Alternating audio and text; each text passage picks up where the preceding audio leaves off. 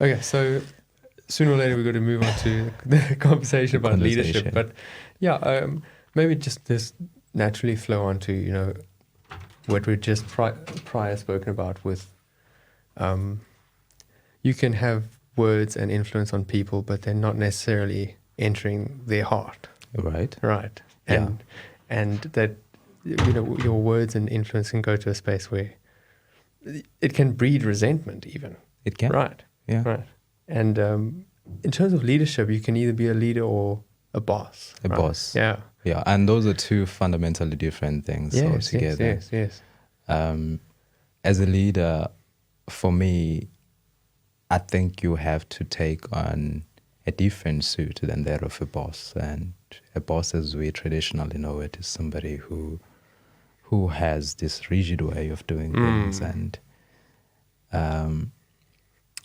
they like to believe that whatever that they believe in is the absolute truth. Yeah.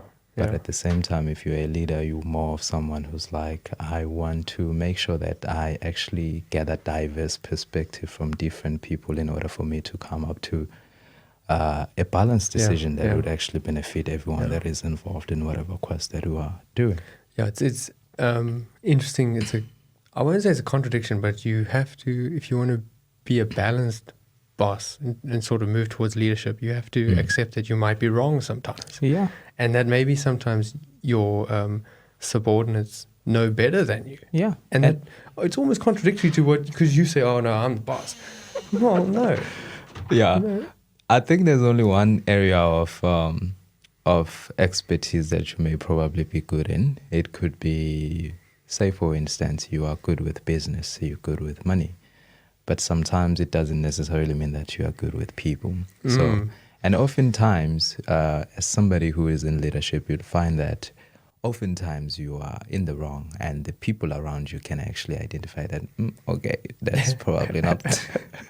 You're leading us astray here, man. Like, steer us back on course. And you have to be humble enough to accept that. It's hard because if the structure, your team has placed you up on a pinnacle, and there is this hierarchical, because often organizations are hierarchical and sort of vertical, not horizontal. But I've been in horizontal organizations, which is also really interesting. Yeah. But if you're up like this and you're up there, you do not want to accept any fault, and you have to be strong. That's Then why would you trust me if I say I don't know? But the truth is that you're also a human if you're the boss or the leader, and you have faults. You don't know everything. So it's this contradiction that I'm like, know. It actually brings us back to the conversation that we'll have to have today. Like, what is leadership in today's context? Because at the end of the day, being a leader is not saying that you know more than others. It just simply means that you're in a position of authority whereby you could have more power than other people to actually make decisions. And decision making is not a one-man job. Maybe it could be your jurisdiction to actually make the decision, but then it's not a one-man job. You have to actually gather insight from different stakeholders within whatever context that you're operating in order to get to an understanding that this may be the best decision that would actually benefit the organization or the people that are involved in this initiative. So in that context, just to spread some light on the type of leadership that we probably would have to think about today is the one that we say it's enlightened leadership. You know, it's different from just saying it's just leadership. Absolutely, it's definitely different. So it comes back to topics like empathy. Yeah. I mean, you say engaging with more stakeholders, listening, accepting that sometimes you don't know everything. And on a spiritual level, maybe I would say the part where you say decision making and having a little bit more power and influence than others is true. And that's also a responsibility to understand, let's say, your team, what it means for them to have good work, to be inspired, to ignite that fire inside them. Yeah.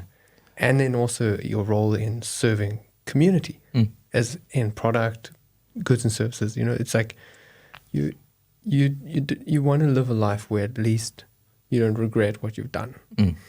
Yeah. So what most leaders, as I've seen and experienced, is that they tend to forget that being in a leadership position on its own is like a spiritual rank. In the eyes of God, the fact that you are responsible for so many other souls Yes. Yeah. means that you have to sort of carry yourself a certain way, obviously. But at the same time, in you being that type of a person and that type of leadership, you have to take into account that you are not only responsible for yourself. So it's not about dogma that every time you think that your ideas should prevail. You know, it's not about that.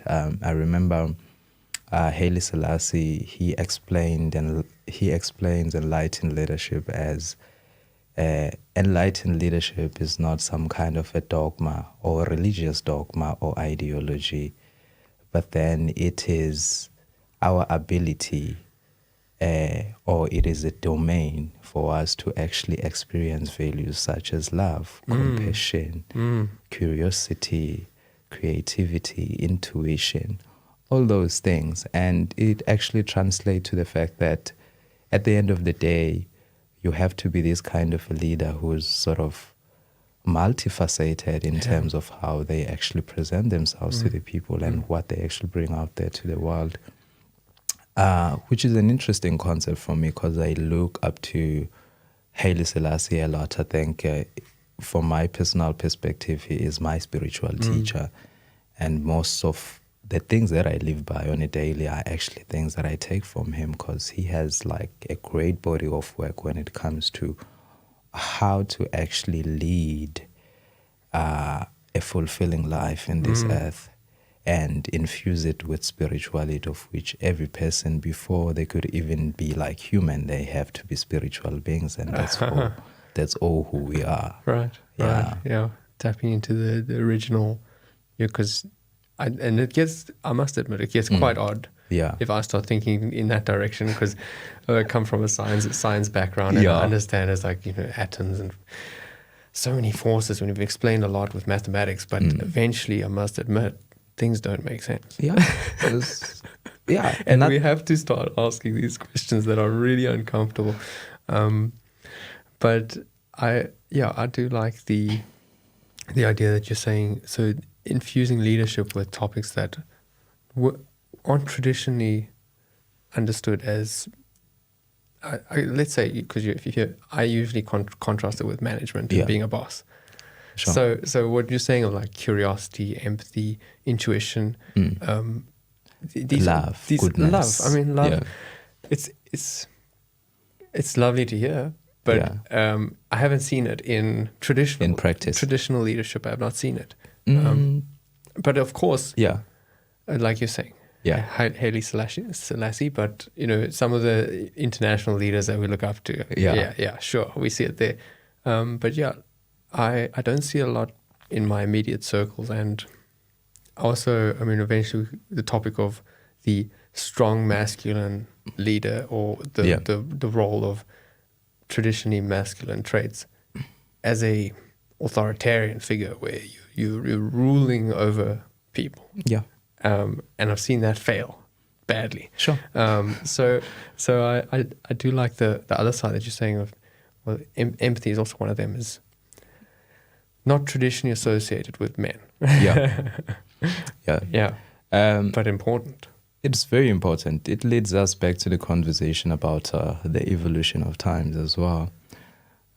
Looking back at what we would call like the age of Pisces, greatly symbolized by a lot of duality.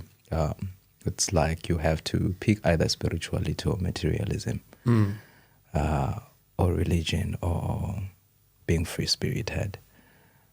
It's all dogma. It's either this or that. Yeah, we still do it. It's actually this or that. It's still prevalent, but then it's more an activity of the mind than it is of the heart. Because the heart can actually synthesize information and say, okay, maybe I do not necessarily have to say I am for this side, but I can be for both and find like the best balance between the two. Yeah. And being the fact that now it's it's a new age in terms of the evolution of times as well. But we can express it in different ways. I know that there's some people who express it in terms of astrology, and then they would tell you that the age of Pisces lasted for like 2,140 years, and it was more focused on building like solid structure, the rigid structures, authoritative leadership, you know.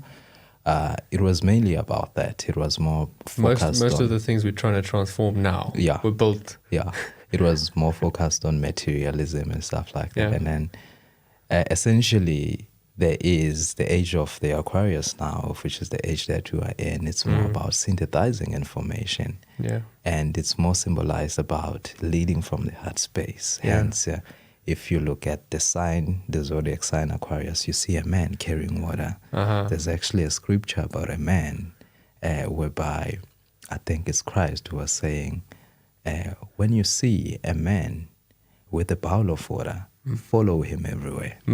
Basically, he was referring to the fact that there will come a time whereby you'll have to evolve or change with times. And the next age that is upcoming is the man carrying water, the water bearer, of which is the Aquarius, the zodiac sign Aquarius. And what does it represent? It represents awakening. It represents innovation. It represents leading from the heart center. Yes, so now we're saying all this erratic mental energy that we've been applying during the age of the Pisces, whereby everything is just 3D.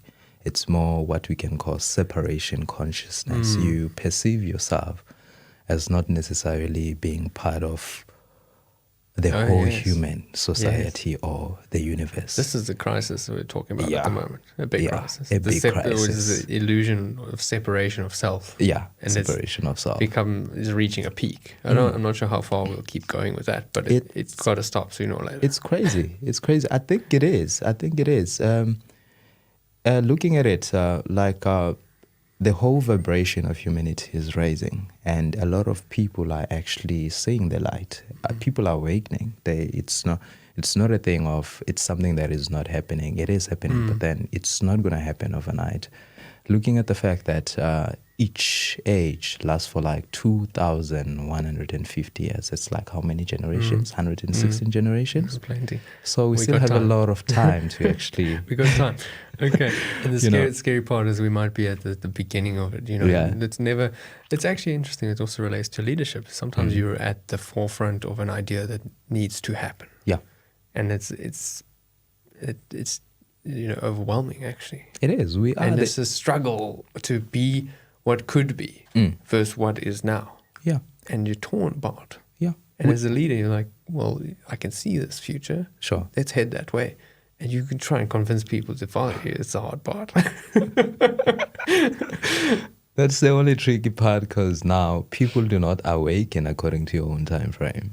They awaken according to God's timing or their own time frame, because we all have like a journey that we are actually leading or that we are taking. And it means that you can't call people to action and then they're going to act immediately as you want them. You should give them time to actually... It's a massive struggle for me, but I agree. Absolutely, right? Of course. Give them time to actually reconnect with their self, find answers for themselves, dig deep, go within, and actually heal whatever that they have to heal for them to actually see life in a different light.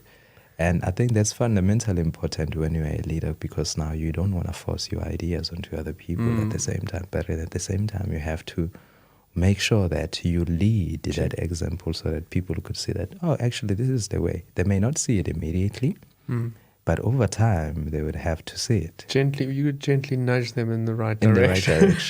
In the right direction. Without being, like you say, forceful about it. Yeah, forceful about it. It's like it's their journey, so it's also interesting of if you're trying to get, because so in the workspace, it's like I'm trying to get people to do things that they might not necessarily want to do. Yeah. Now, we're saying to go past that and say, how do we get people to want to do it as part of their journey? Yeah. As they're part of their spiritual awakening and, self-realization or enlightenment. Yeah. It almost feels like a divine calling. Yeah, it as a should leader. feel like that to them.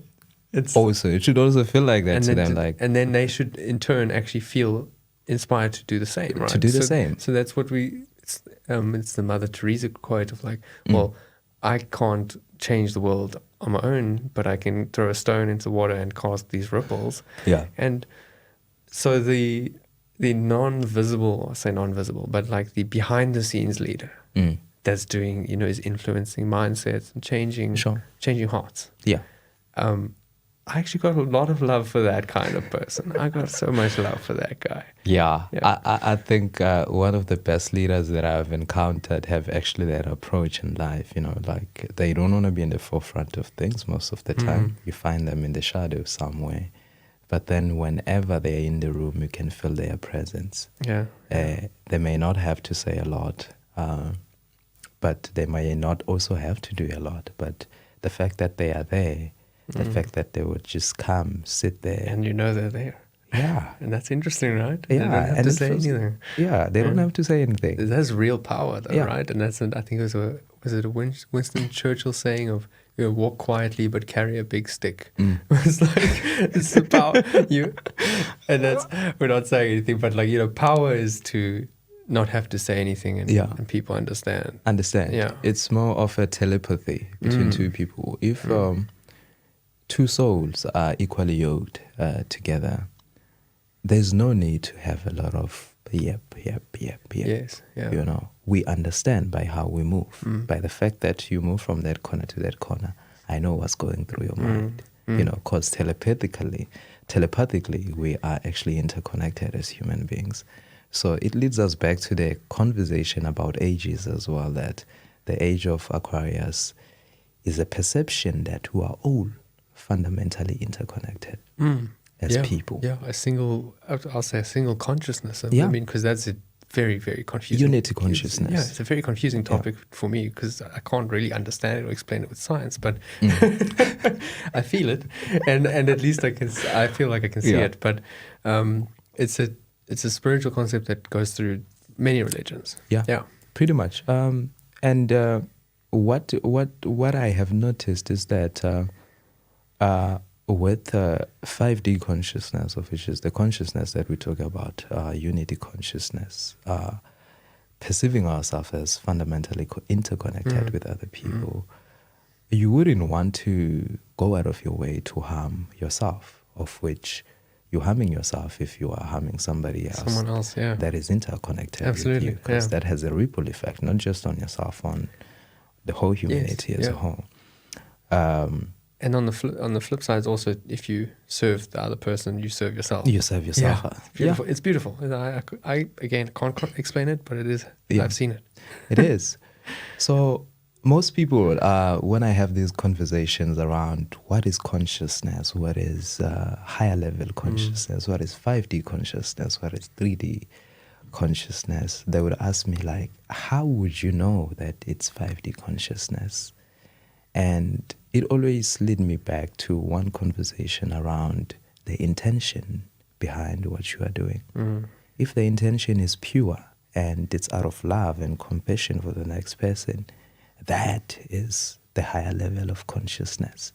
But then if you are somebody that moves from a place of aggression, hate, whatever the case may be, greed, control, all those things, that's when you are actually living in the lowest form of understanding, of which is the 3D consciousness. It absolutely is. And I mean, it also kind of defies what social structures. I mean, we made social structures so we could survive together, right? If you go back in time, it's like, why did we come together as a species? It's to survive, to serve each other, and to generate community. And then somewhere along the line, and I recently wrote about this, so this is why my mind has just gone off there. Sure. We commercialized this thing where I can gain at someone else's expense, and that's supposedly a good thing. And it's not actually. It comes at a cost and detriment to a lot of other spaces, the environment, to social structures. It's just, you can see the detrimental effect.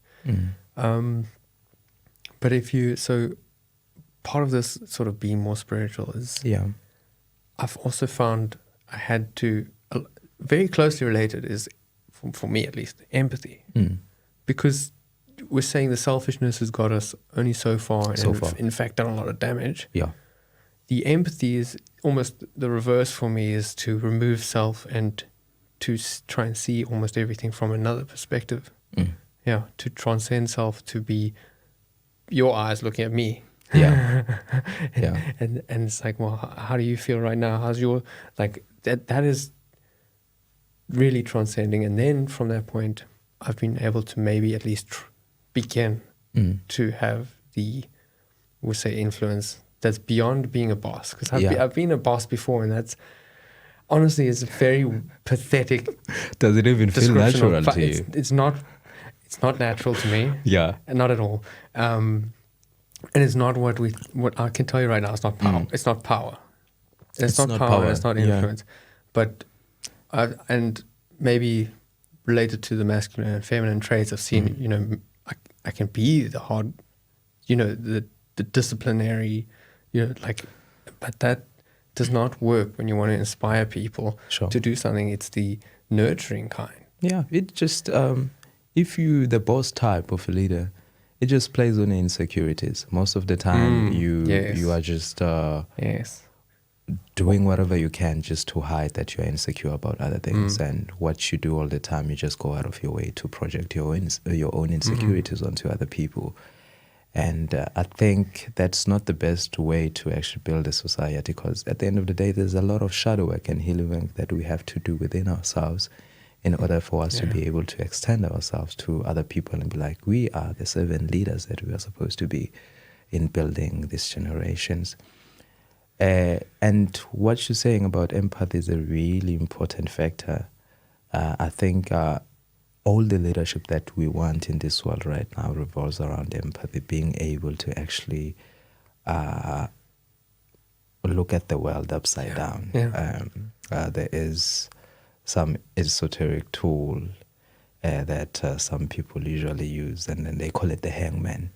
So basically, you hang your foot on the tree and you look upside down. That's you trying to see the world in a totally different lens. Different perspective, A different perspective. So you'd hang in that position until you are You are enlightened, you know. And it might take forever. If you choose not to open your eyes. Yeah, if you choose not to open your eyes. Eyes. Because you can change the direction, but then if you don't open your eyes, you'd still not see anything. And you must search. And it says, you said inquisitiveness a bit earlier. And it actually, as far as I understand entrepreneurship and commerce, because this is also your space, it is absolutely critical that you understand the other person. I mean, so this is absolutely, you can't be successful in almost any aspect of life. I can't, I mean, unless you just decide to not be involved in commerce. You have to serve someone. You have to understand their perspective. Yes. There's a question that I always get a lot, like, is entrepreneurship even like a real field? And I'm like, yeah, it is. What do you guys do there? Is it like accounting or something? I'm like, why, it's like a field of study, you know, to some extent, but then it infuses a lot of things in one context. But one thing that you should be a networks and resource orchestrator. And for you to be that glue between those networks and resources, you have to uphold a certain level of upright values that would actually allow you to actually reach people's heart, not just their hands and money, but then reach their hearts and actually strike a common understanding in order for you to work towards a common goal. That's how you actually create longevity in this space, because now you approach people from a heart space. You know, it's not just about manipulation. It's not just about what can I get out of you. It's about how can we work together for me to realize my own aspirations. At the same time, you will be realizing your own aspirations too. Yes. That connection. I mean, you can. It's also fundamental to team building as well. It's like a good team that works well together. It's not just, okay, here's like you say, here's funding, here's an accountant, and here's a good business. That, like, is that going to be successful? on paper, maybe. On paper, but, yeah. But where's the connection? And like you said, The human connection. The heart, and the human connection of this is a good fit, a good match. And I don't really know how to explain that part either. Because, but I mean, when two people get well along, they get along so well that you're just like, these guys are inseparable and they're going to conquer the world together. Yeah. It's like, oh, okay.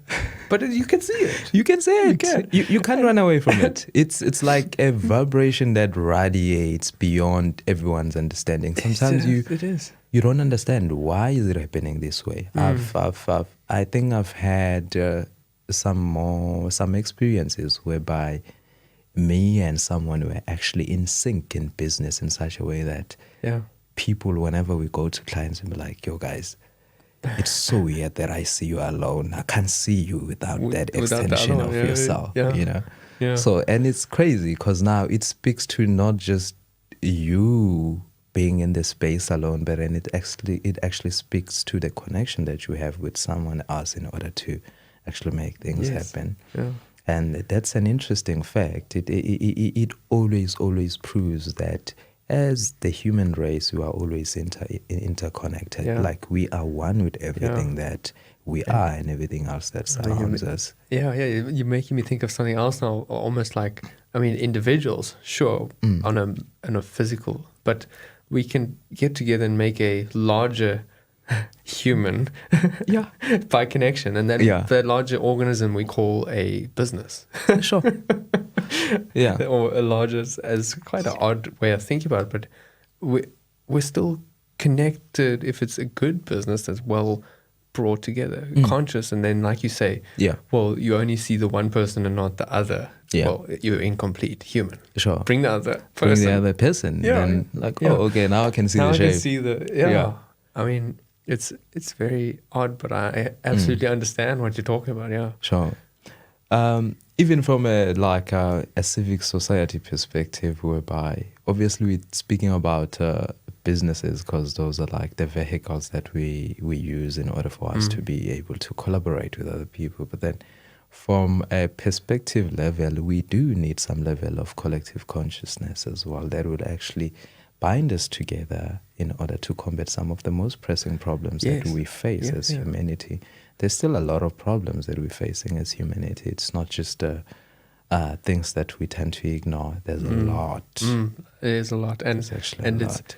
It's interesting. There's it's internal struggle that we all face individually, and then the external struggle that we can collectively address. And I'm not sure how, but I found a sense of healing in addressing bigger problems and my own internally at the same time. I'm not really sure I understand that dynamic, but they happen simultaneously, but also not, you can't be one without the other. It's like you have to be, balanced. You have to be a balanced individual, understand yourself, address your dark sides and all of, and then start tackling the bigger picture stuff. Yeah. Which in turn feeds the internal. Exactly. It's more like the same conversation that we always have about what manifests in our physical reality has to first manifest in the spirit. And that's the back end of things. It's more like software development. Before you see the front end, it has to be the back end first. Yeah.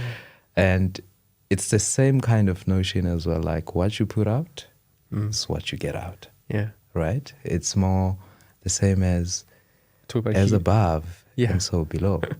This is human engineering on a spiritual plane that no one's yet to concretely form into a study. Exactly. This will be a field in the next 100 years. Because business, I have no I studied 1 year and dropped out, but it should be a course. It should be a course. I think there is so much room for, especially right now, this is like the most opportune moment for us to actually start getting deeper into creating curriculums that would actually awaken humanity for more collective consciousness, more collaborative work, more unity consciousness. Obviously, our curriculums, especially in our traditional universities, are set out in such a way that they actually deal with mostly what is in the physical, obviously the physical body of a human being, what role does psychology play in a human's body in order to... But I found psychology is one step closer, but not enough. There's something even further than that. Yeah, there's something even further than that. And that's, but where was I going to go with this? But I do, what I found at least in workplaces is the addressing the psychology and then the spiritual has had better outcomes for workplace, let's call it promotion and workplace productivity, than the incentivizing, but on a superficial level, on a materialistic level. Like, okay, we'll do something on Friday if you guys make this this deadline. Well, it half works, but you want to see the light behind someone's eyes. Go to psychology and then go further. Go further. Go deeper. Yeah. So I think it's very important for us to actually get to a point of understanding when we now understand that maybe things that actually manifest in our physical reality is actually the lowest form of understanding. But for them to actually manifest in our physical reality, that's the highest form of understanding that we have to understand. How do you make that happen? The back end, like you say. I love that. The back end. We do the human engineering, the behind the scenes. I like that. I'm going to start thinking about that much more now. Because it's not traditionally merged, business and commerce, not traditionally merged with deep spirituality. I'm not sure if it's traditionally, because now we have built this structure where it's consumeristic and output driven, and now you're definitely talking towards human centric, which is the design. So I see the struggle almost of we're trying to move in that direction, but we've built up a lot of consumer type incentives. And does it serve society and that system if we start promoting that people almost depart from that kind of mentality? It's inevitable. It's inevitable. We eventually have to move away from 3D consciousness into 5D consciousness. And it's so unfortunate for people who would be stubborn and would not want to ride the wave and be left behind, is because they're not going to be able to survive. In order for you to survive in this current energy that we are on right now, this wave, you need a high level of compassion, that's for one. You have to love immensely without any bounds. You have to be very resilient at the same time. And then if you are the type of person who would defy those pillars, you'd be left behind. And it would be so sad for you, because you'd feel like nobody wants to hang out with you. Nobody wants to well, you'd have the superficial work with you. You'd have the superficial connection, but you won't have the real there's connection. no longevity in whatever that you'll be doing. You'd come across somebody who will be looking to get something out of you, and that's okay. They'll get something and then they'll keep it moving. And then you'll be asking yourself, what's wrong with me? I can't keep a good thing for like 2 seconds. What's going on? You've it's interesting, right? So you've commoditized yourself. You are a commodity. You're just a product now. But you're on a materialistic plane. It's hard. I mean, it's this contradiction that I keep struggling with now in my head is you want to escape it, but we have a lot of products and things in place, like social media and devices and all of these. It's like to keep us from going into the spiritual side of life. We've made it really nice and attractive, and it's good for people who are involved in business. It is. And how? I mean, it's hard. Maybe we should use that system to help people. Maybe. Because at the end of the day, the system works. I wouldn't necessarily call it a system, but knowing very well that there's been a lot of hidden knowledge around our origin as humanity and what actually makes us human, and how do we actually connect to God and actually co-create with the universe around us. There are some techniques and teachings that actually help us to understand that. And it's so simple as understanding that it's just the intention. If it's pure, you're going to get the best result, you know? And it just takes for you to actually work on yourself immensely on the inside. Sit down with yourself. Yes. Understand yourself. Why am I acting this way? It's the hard work. It's I found solitude, alone time. You sometimes feel quite trapped in your thoughts because it's not nice all the time to have a thought that you don't have an answer for. Sure. And sometimes you're like, no, I need to be distracted. No, this is too much. Yeah. You know, I don't feel like having this conversation. I'm too tired. So once you do that, like you said, do it with the right intention. And I'm not really sure how either, but the world Extend compassion while you're doing it. Make sure that it opens up to you. Out of love, you know? And love, it's interesting, love comes back to you. Once you it actually helps you open your heart and you have to heal your past at the same time. And that is fundamentally important for any person's growth, that you are able to actually sit down with yourself in solace and self-introspect and connect with the higher power, whoever higher power that you resonate to. And actually now you'll start being able to actually pick up the signs from the universe, because the universe sends you messages once you are in alignment. And doors open this way, doors close that way, and you listen carefully. Exactly. And your path is very clearly set out for you. But you choose to keep banging your head on that closed door. And if you are actually in a space whereby I am open to actually receiving messages from the universe, I have done enough work on myself, and I want to receive messages from the universe about everything else that is happening around me. You can actually receive those messages. People do.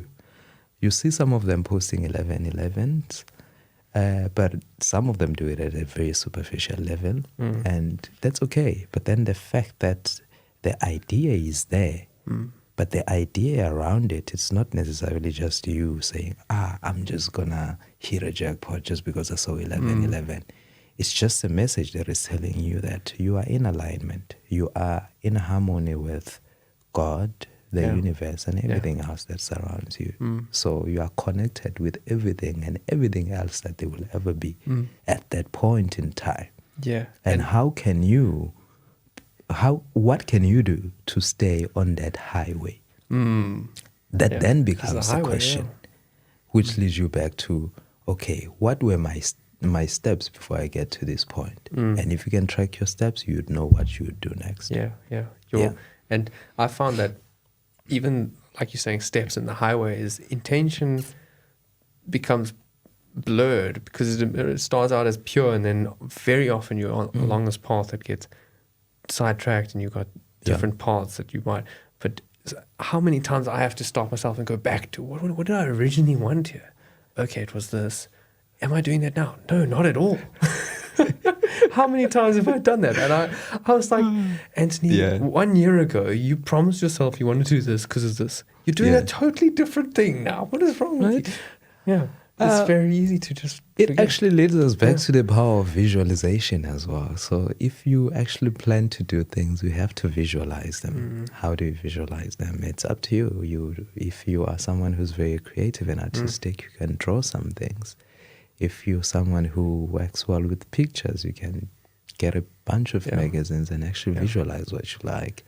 And as business people, our form of visualizations, we use business model canvases sometimes just to keep you on track. Like plan out our whole lives and, okay, I've checked this box. It feels exciting, And even your vision board, you have pictures like, okay, my next thing is to actually get this degree. And then once you get it, like check, like you're probably going to keep that vision board for like the next 5 years. But then it's a really intense iteration process whereby you have to go back and forth, And that is part of human experience, because now you're learning more about yourself, like machines, right? Machine learning.